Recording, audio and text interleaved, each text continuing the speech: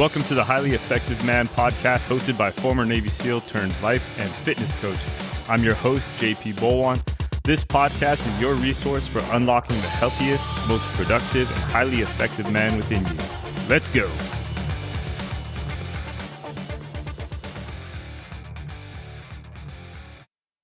What's up, guys? Welcome back to the Highly Effective Man podcast, the show dedicated to helping busy men over 35 reclaim their strength, energy, and confidence. I'm your host, JP Bolwahnn, 13-year Navy SEAL veteran, life and fitness coach, firefighter, and your guide to mastering the mindset and discipline needed for peak performance. So let's dive in. Gentlemen, discipline is the silent force behind every great achievement. It's the foundation for everything we want in life, whether it's to be stronger, to lead better, or to lead with purpose. Today, we're diving into what it means to embrace discipline as a way of life.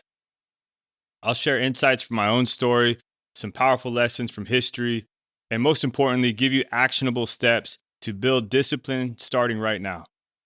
But before we begin, I want you to reflect for a moment. Ask yourself, where in my life am I struggling to show up consistently?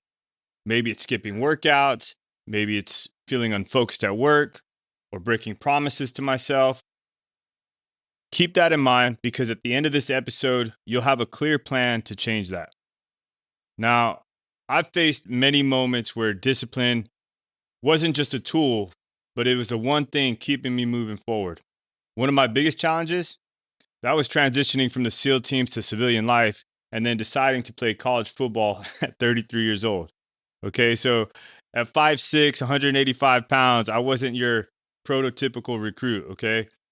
My teammates were faster, they were younger, they had years of experience, and I could have just quit, right? I could have just said, that's not for me. But I decided that if I couldn't control my size or my age, I could control my work ethic, okay? So prior to the season, I worked out as hard as I could. Every morning I hit the gym earlier than anybody. Every practice, I would study, I would, work harder in film study. I would, make sure I knew every play inside and out. And then on the days when I felt out of place or defeated, I just reminded myself, okay, discipline is about showing up even when nobody's watching. Okay. When I finally stepped onto the field, I wasn't just playing football. I was proving to myself that discipline has the power to turn obstacles into opportunities. Okay, so this is why discipline matters. All right, let me hit you with a quick stat.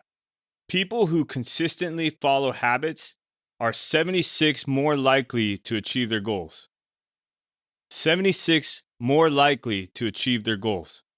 Okay, why? Because discipline compounds over time. It's like a snowball gaining momentum. I don't know if you guys have seen the book Discipline is Destiny, but that's by Ryan Holiday. He says discipline isn't about deprivation. It's about freedom. So think about it. When you're disciplined, you're in control of your choices instead of letting life control you. And here's an example. Theodore Roosevelt, one of America's most disciplined leaders, lived with what he called a strenuous life. Despite battling chronic illnesses, he pursued hard work, physical fitness, and continuous self-improvement. He saw discipline not as a burden, but as a path to greatness. Okay, so think about it. Where in your life do you feel like a lack of discipline is holding you back? Write it down or just take a mental note right now.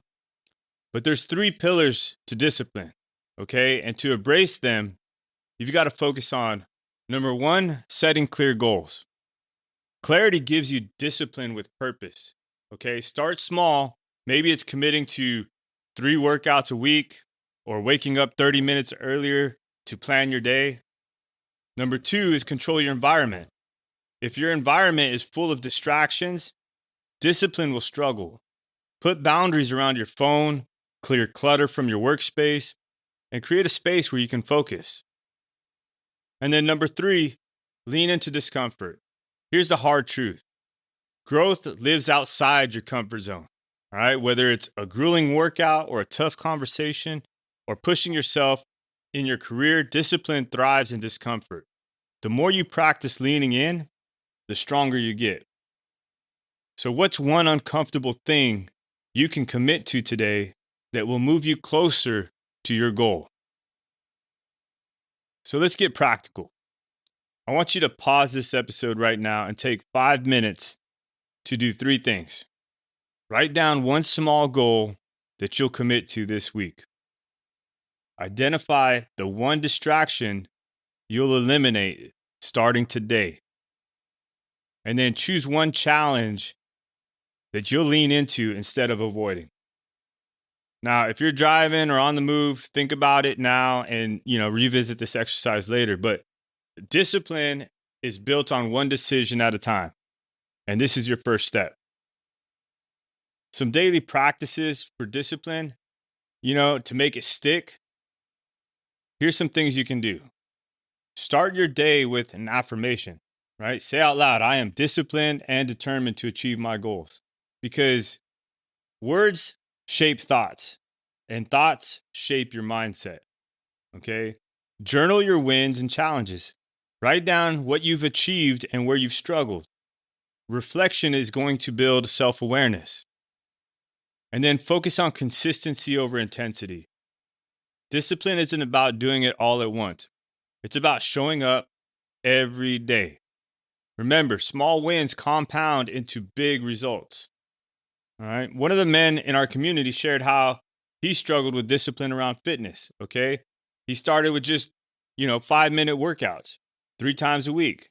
All right. And you say you're going in for 5 minutes, but the next thing you know, you're there for 30 minutes.